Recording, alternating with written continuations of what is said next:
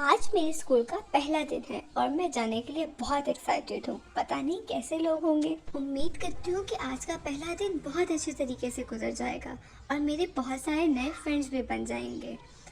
आखिर में स्कूल पहुँची तो मैंने देखा स्कूल की बिल्डिंग तो बहुत खूबसूरत थी। बहुत एक्साइटमेंट हो रही थी मुझे स्कूल जाने के लिए। मैं बहुत खुश थी। मैं बढ़ी और क्लास की तरफ चलती गई। मैं पहुंची तो क्लास में लेक्चर हो रहा था। टीचर पढ़ा रही थी। मैंने टीचर से कमरे में आने की इजाज़त ली और टीचर ने मुझे अंदर आने दे दिया।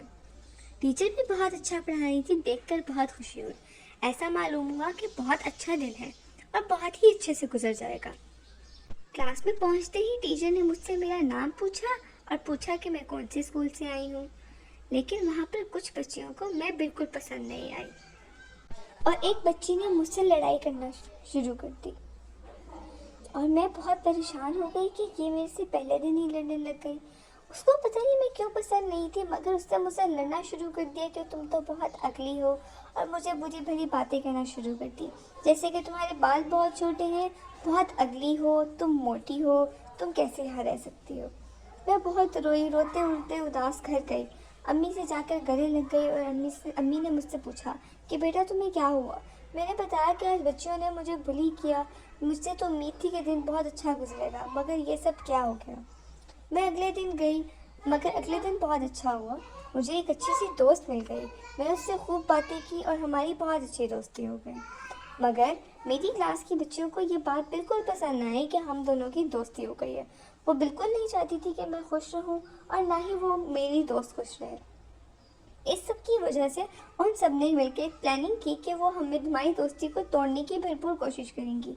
और ये सब करते करते इन सारी दोस्तों ने मिलकर मुझे वॉशरूम में बंद कर दिया और मैं वहाँ चिल्लाती रही, चीखती रही कि मुझे यहाँ से निकालो, बचाओ बचाओ, मगर वहाँ कोई ना आया।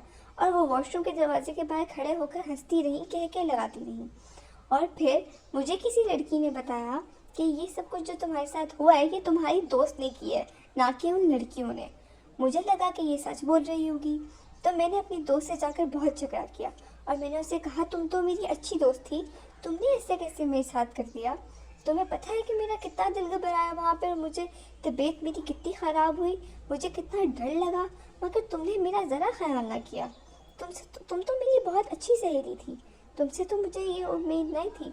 फिर अगले दिन जब ब्रेक टाइम ख़त्म हुआ तो मुझे मालूम ना हुआ कि ब्रेक टाइम ख़त्म हो चुका है, क्योंकि मैं तो नहीं थी और ना ही मुझे किसी बच्चे ने बताया कि यहाँ का ब्रेक टाइम ख़त्म हो चुका है।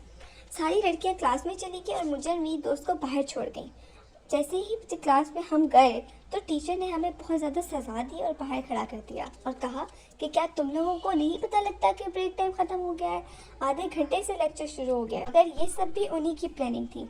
फिर कुछ टाइम बाद मैंने और मेरी दोस्त ने हमने उन लड़कियों की बातें सुनी जिसने मुझे वॉशरूम में बंद किया था और इल्ज़ाम मेरी दोस्त पर लगा दिया था।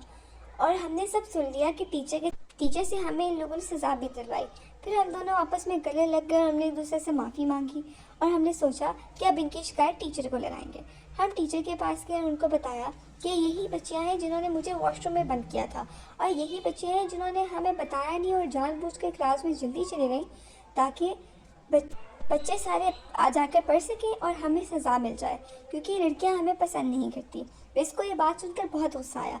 मिस ने फिर उन बच्चों को सज़ा दी कि वो अपना होमवर्क 10 टाइम्स और कर लेकर आएंगी और उन्हें उनकी ब्रेक भी बंद रहेगी पूरे के पूरे 2 हफ्तों तक। और इसी तरह उन्होंने बहुत काम किया और हम लोगों को मिस ने बहुत अप्रिशिएट किया कि आप लोगों ने बताया और इन बच्चों ने बहुत दिमाग ख़राब कर रखा था हमारा।